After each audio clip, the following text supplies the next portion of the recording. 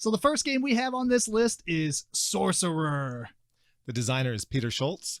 The artist, Drenovec, Alena Kubíková, Vašek Pěnčík, Peter Scholtz, and Pavel Širůček. We apologize about any butchering of your names. Absolutely. And the publisher is White Wizard Games. So Sorcerer is traditionally a 1 versus 1 game, although there is a team element, there's a free-for-all element. Most of the rules are designed for 1v1, so I'm going to explain the game as a competitive game against each other first, and then we'll kind of tell you some of the stuff that changes with more than 2 players. Well, I won't tell you all the rules, but I'm going to give you a general idea. So in Sorcerer, each player is going to build a deck which represents your character, and it's made up of 3 different decks, a la Smash Up style. So you have a character, you have a domain, and you have a lineage. Each one will give you 10 cards, 10 cards, 20 cards. You shuffle all those up into one deck, and that's your character. On top of that, each of those decks that you selected has another card that goes face up in front of you that tells you your character's like unique special abilities, basically. So you get 3 of those cards, and it might say you're this person, the Bloodlord from the Shattered Coast. I can't remember the actual name. What, Tengu. The Bloodlord of the Shattered Coast. It kind of makes this cool little name. Really works awesome putting it in BG stats because it takes forever to type. But they're so long. Yeah. And each of these decks have basically a play style. So you're shuffling kind of like 3 play styles together to make your character. Each player is going to do this, and then you're going to have a player board in front of you that you put your draw pile on, your discard pile.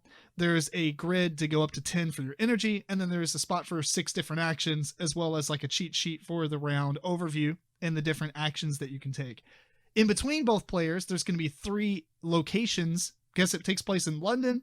There's not really a ton of story, so I might butcher the terminology here, but there's these 3 locations in London that you're basically going to try to beat up. And if you destroy them, you claim that area, and you want to win 2 of the 3 battles. And to do that, you're going to take turns playing actions. So here's kind of like the general overview of the 1 full round, and then you just keep doing that until somebody wins 2 of the 3 battlefields. You'll start by doing some of the cleanup stuff or whatever. Then you're going to move on to the action phase, in which each player will take an action, and then it'll go back and forth. So if Eric and I are playing, I might take an action to play a card. When you play a card, not only is it the action, but it also may have an energy requirement, which is that grid that goes to 10. So you have to like pay its casting cost, essentially. There's minions that will go on your side of the battlefield at one of the 3 battlefields. There's also like sorcery cards that you can play that will just do one-time effects. You can do these little attachments that you can give one of your guys like a butcher knife or something like that. That's one of the actions, and then it would be Eric's turn, and then he could spin an action. You don't get to draw cards normally. You actually have to spend an action to draw 2 cards. You can spend an action to gain 2 energy. You can spend an action to move minions from one battlefield to an adjacent battlefield. It also allows you to move your avatar. So your character is in the game as well as this little standee that stands on the battlefield. And your special powers that are on your face-up cards on the table can pretty much only be used at that location. Once you have... There's other things that say actions as well. Like some of the cards that you play may actually have actions on them. Like maybe your character cards, or maybe even some of the minions that they have, or the attachments they have might have an action that would simply cost an action and you do the ability. Once both players have ran out of actions, then you go to the battle phase where you choose, or depending on the player, you start at 1, you go left to right basically. And you take turns activating a minion, and then it would be the next person's turn. So battlefield A, maybe I go first, and then Eric goes second, then I go first or second, then you go.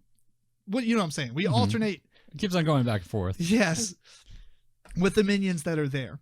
And the way that works is you choose a minion, you exhaust it, and you get to roll dice equal to its attack value. And they have a defense value called, I think, Essence. As they take damage, you actually put markers on them. And unlike other like collectible games, the damage stays there permanently unless you heal it for some reason. Before you get to attack, though, you have these things called tactics, which are basically like enhancements that you play. You could activate those. Maybe you can hurt him to give him 2 extra damage or whatever. Anyway, you're going to generate your dice pool for that minion, and you're going to roll it. The dice are 0, 1, 1, or 0, 0, 1, 1, 2, and critical. It's a 6-sided die. All the dice are identical, so you just roll as many. Say I roll 5, I get a blank, I get 2 1s, a 2, And then my last one is a crit. I kind of like that roll because it's a really nice roll for 5 dice, right? Well, then I have the chance to spend these fate tokens, which will allow me to re-roll a die. And I can do that as much as I want. Then it'll be Eric's turn. He can spend his fate tokens to make me re-roll a die. And we go back and forth until we both pass. And then we have the dice pool that actually happens.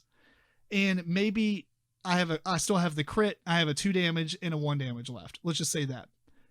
The crits, they only do 1 damage, but they get to be assigned by the attacker. So you get to choose what either the battlefield or which minion on the opponent's side take that damage. And then you get to the defender takes all the rest of the damage and divides it however they want among the rest of the stuff, including the battlefield. So it's really good to get crits because you can kill off like 1 hit point guys or maybe 2 hit point guys that haven't actually activated at that battlefield to fight. Once you've taken turns back and forth and all the minions there are exhausted, you move on to the second battlefield, then the third battlefield, and that is 1 entire round, and then you're going to do it again. And you keep going until somebody has 1, 2 of the 3 battlefields. In a team play, because we have done this, we played 2-on-2.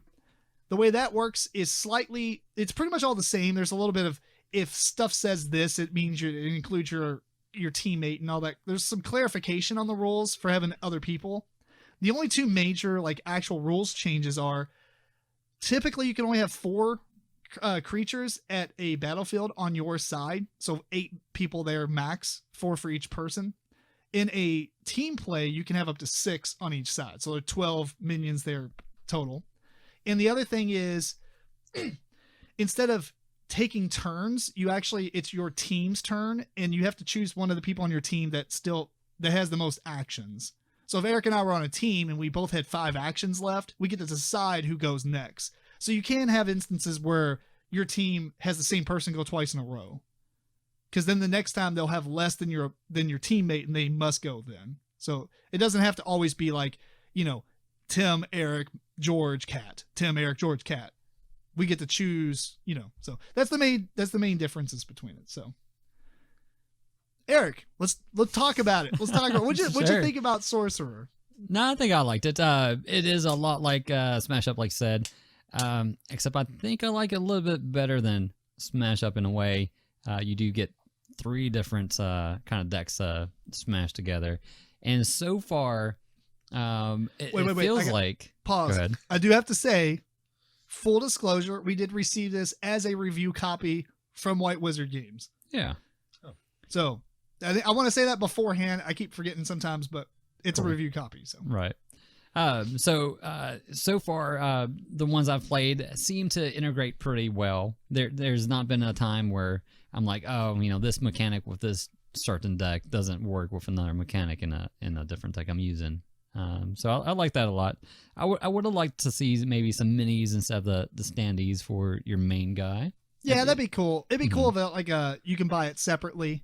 Right. Oh, actually, talking about that, they have a lot of packs available, although it comes with quite a bit, and the box is pretty large. So that's a good thing and a bad thing. It's going to take up a lot of room, but if you want to expand upon it, you don't have to find another big box for it. Yeah. And I will mention that I do own the first 3 packs. Okay. But I bought those myself. Mm. And then I did have a love-hate on those Omen tokens. I kind of think they kind of draw out some of the fighting where I was like, all right, I'm done. Oh, you're going to have me re-roll this? Okay, I got something good. You're going to re-roll it again. All right. Yeah, I got something good. Re-roll it again. That doesn't sound good. Right. Absolutely. I feel like the mitigation is nice when you do it, and it's very annoying when the opponent does it. Right. Absolutely. It is a cool concept, but you're right. The battle phase takes forever because it's a little bit of negotiation or like threatening. Right. It's like, you got 4 tokens left? I only have 2 tokens left. Yeah. I might save those for the next battle. And it's just... That would be so frustrating. Yeah. I do think that... I don't know, man. It's cool that they're in there. Mm-hmm. Yeah, right. It is good to have some mitigation in it. It's just how it happens, and it goes back and forth and back and forth. One round, right? Or something like that. Maybe would be fine. right. Maybe I mitigate what I want, and then you mitigate what you want, and then we're done. Right. I think I would like that. I would prefer that instead of all right, I'm going to roll this one die, and we're going to re-roll this one die like 6 times. Yeah, it just gets kind of ridiculous. It is also it's a dice game, so it is going to be a lot of luck is going to go into it. So sometimes, Except then you get to mitigate the luck, and then it gets reversed. So well, sometimes you can't mitigate all that luck. If you just roll really bad and you're rolling 7 dice, you're not gonna. Well, you have 1 token that you can re-roll all your dice, but most of the time you're not gonna have that token, or unless you did really bad, you're gonna maybe save it for another fight. yeah. But yeah. So like I said, with that, you're gonna get into some points where you rolled horribly, you're not going to do anything, or you can roll really well and kind of like steam over your opponent. Yeah, I really like the dice and I like the layout. We've said before on previous episode when we did our favorite combat mechanisms, this is one of my favorite dice layouts, which is 0 0 1 1 2 2 3 type of deal. Except for the 3 isn't really 3 damage in this case; it's actually the crit. But I really like that because most of the time you're going to roll 1s or 2s. That's also too many sides for your die. Maybe it's 0 1 1 2 2 3. Maybe is there only 1 blank? Man, I don't even remember now. So only one 0 then. I think so. Okay. 0 1 1. Maybe there's only 1 2. No. Well, 0. I think there's 2 blanks. There's 0 0 1 1 2 crit. Okay. I'm gonna bust it out here in a minute. But I mean, it doesn't matter. I mean, obviously that doesn't change the opinion because the dice were what they were. Sure.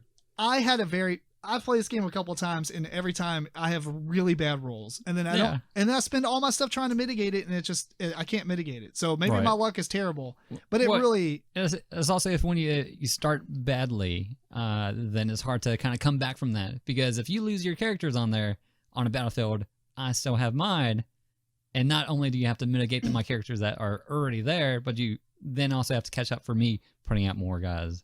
That's true. So yeah. it has that board control aspect to it, where it's definitely an area control game almost, but then as you're there, you have to beat up the place instead of just like be there and have your opponent have none. So it's weird because I really like this game. I really like everything that's going on, but at the same time, I'm almost hate some of the stuff that's going on as well.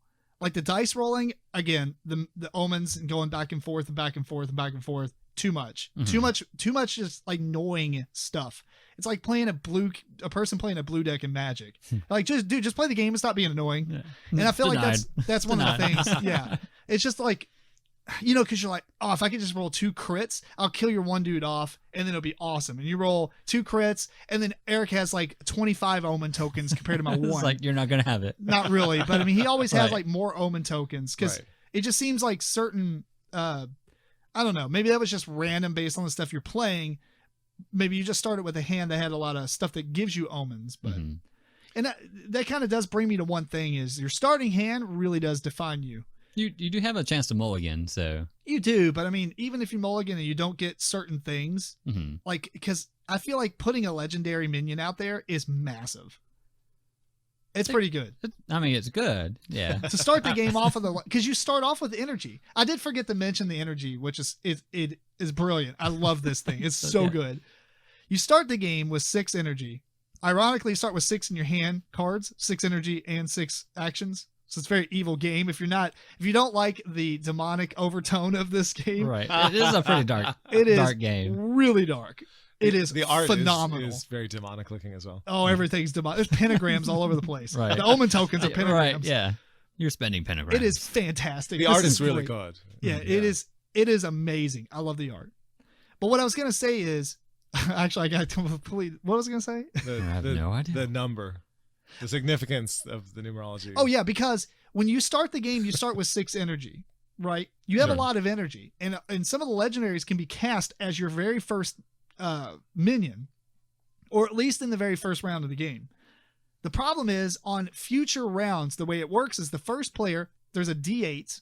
The first player can choose to set it to 4 and then all players get 4 energy, or they can roll it and let fate happen. Whoa. Which I didn't really... I think it's awesome. What are you talking about? But everyone still gets the same amount. Everybody gets the same amount, but it's kind of neat because you might go and I have a lot of energy, but Eric doesn't. So I'm like, I'm rolling this sucker. Let's go for one. Yeah, I guess it has that little aspect to it, but usually in our games, I didn't really see it as a advantage to Because the game is such a snowball that it's over in like 3 rounds. Right.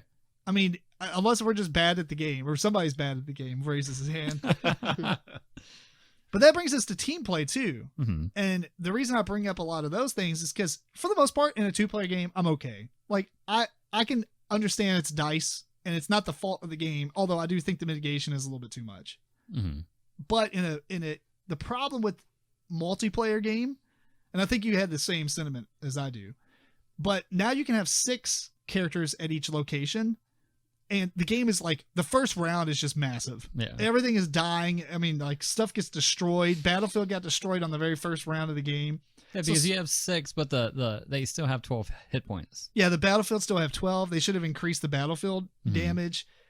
And then like certain decks, like I was playing the Necromancer who brought things back from his discard pile, and you know they have abilities on them when they're already dead. But I had to get stuff out there to die before it went out there. Thankfully, Eric was playing the character that kind of put my cards in the graveyard. Amnesist. Yeah, I guess. Yeah. Animist. One of those. Something like that. And so if Eric wasn't doing that, I didn't have any cards in the graveyard until the second round, basically, and it was too late at that point. The game only lasted 2 rounds. I don't know what we're doing, but a lot of people are saying the same stuff. Good. So, yeah, y'all did dice us. Eric just dices me in games. Does it even seem like it should go 3 rounds? I mean, should you just play 1 round and I got off to a bad start. Okay, no, I think we're done. Now we'll do it again. In a team play, no, I don't see continuing. I mean, that is. Right. I mean, I never actually just forfeit games except for when we played. X-Wing. I was like, you know, I haven't played it so well. I hate this game. Yeah, I haven't played this one. I've watched you guys play a couple times when I've shown up late and you guys were playing this one, and it always looked like there was a snowball happening, and it just seemed like, what was the point? It's interesting because I don't mind the snowball in a 2-player game because I think the game lasts long enough for any strategy to work. Have you seen it where one person gets an advantage and then it gets turned around, or is it always they get an advantage? I would say there is and a then they chance at it, but you have to roll decently. Yes, I came it is back. Uphill battle. I should have came back in one of the games that we played. I lost the Battlefield and I came back and destroyed the second one, and then Eric killed the third one. But I came back and I should have been able to jump above him. I just terrible roll, terrible roll. And I did not a lot to gain omens, so I couldn't mitigate it. And even if I had, it's too many dice that were blanks for me to roll to mitigate. Yeah, right. Okay, and it wasn't your choices that were making that happen. It was just the roll. It was the dice rolls at that point. Okay. But Eric never has super bad rolls. So no, I don't understand how this works. He never does. So this is just not a game for me to play against Eric. Eric's gonna be in tournaments next Gen Con. That's right. This game seems very well reviewed, or not reviewed, but at least it's got a very high number as far as rating. Do you think that's due to the amount of similarity to Magic? Is it that reminiscent of it? I'm wondering, what is it that puts this game over all the other games that have the same exact mechanism, like Blue Moon City or Omen, A Reign of War, or a lot of people Smash actually Up? I haven't played Omen, but a lot of people say another game that's kind of like it is Omen. There's so many like this. Well, all I know is that White Wizard made Star Realms and they made Hero Realms. So they already have a massive following that I think just buys their stuff. Okay. And that's not me saying anything negative. I'm just saying they already have people that probably are like, I'm going to go into this liking this. Star Realms is a bit similar too, I suppose. Well, Star Realms like a deck builder. It is, but then you have things This is more like on Smash the board Up. that you're trying to fight over and take. No, Star Realms? No. Star Realms are fighting each other. Yeah, you have hit points and then you try to destroy their stuff they get in the bases. way. Their bases, right? But they just aren't soak those up. like locations? No, because Nah. you're just trying to. That's just to soak up hit. It's like temporary hit points. Okay. Kind of like locations. No. Yeah. No, this.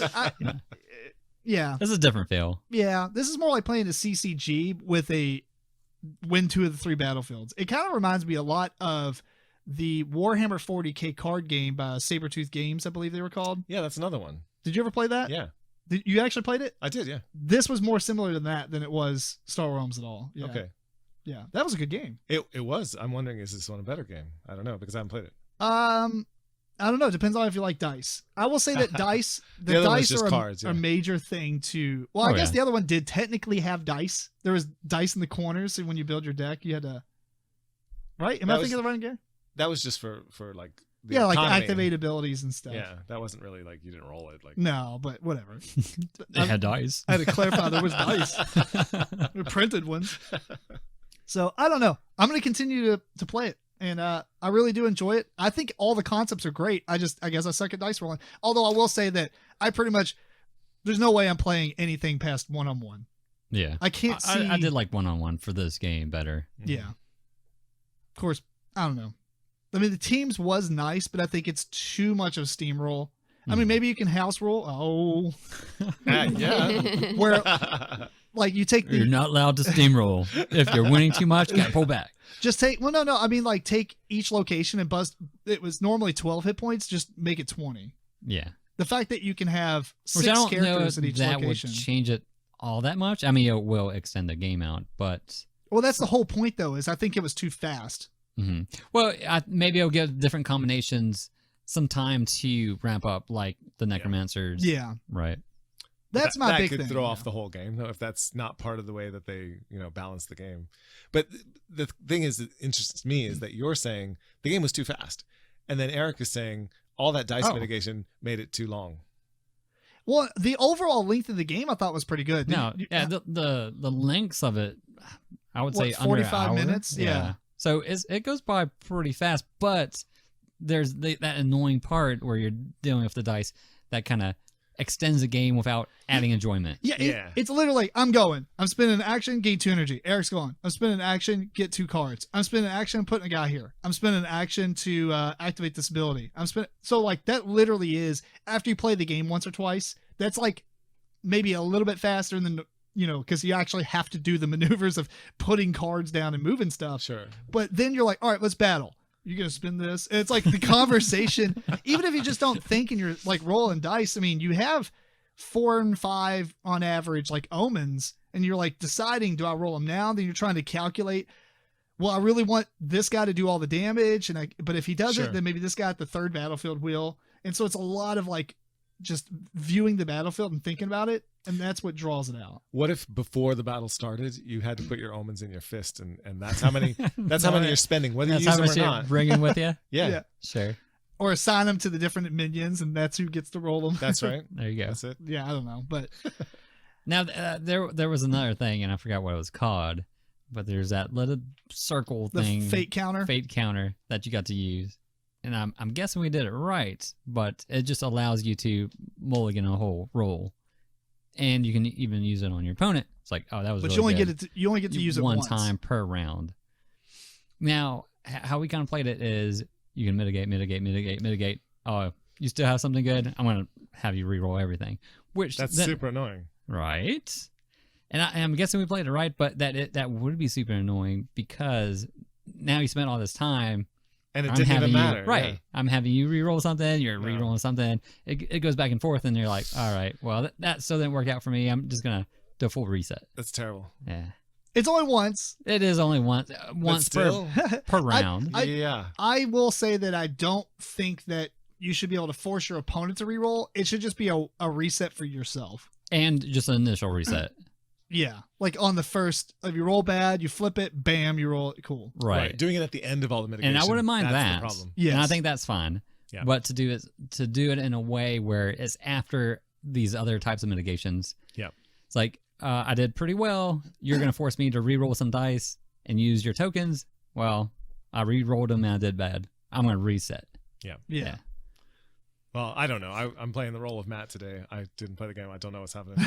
Kat, were you part of this one? Did you play Sorcerer at all? No. Okay.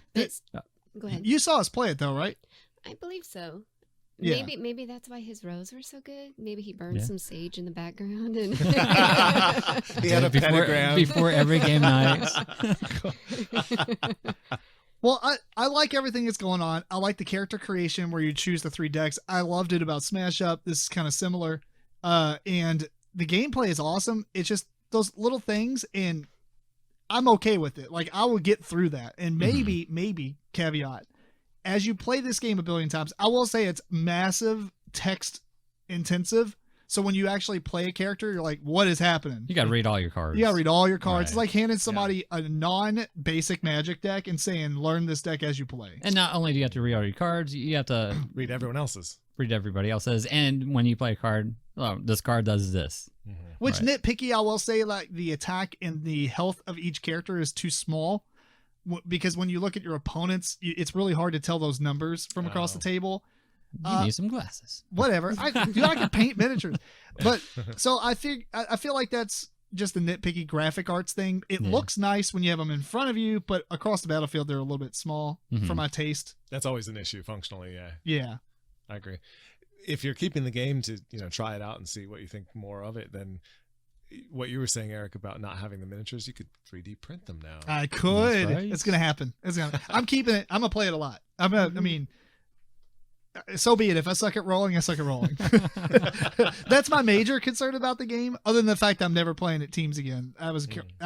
It was not fun enough for me to just attempt to keep going. We can play it with you getting a handicap of extra almond. Yeah, extra dice. Yeah. All right. Anyway, final thoughts? Anything else? I liked it. Should I keep it around? Yeah. Yeah, I think so.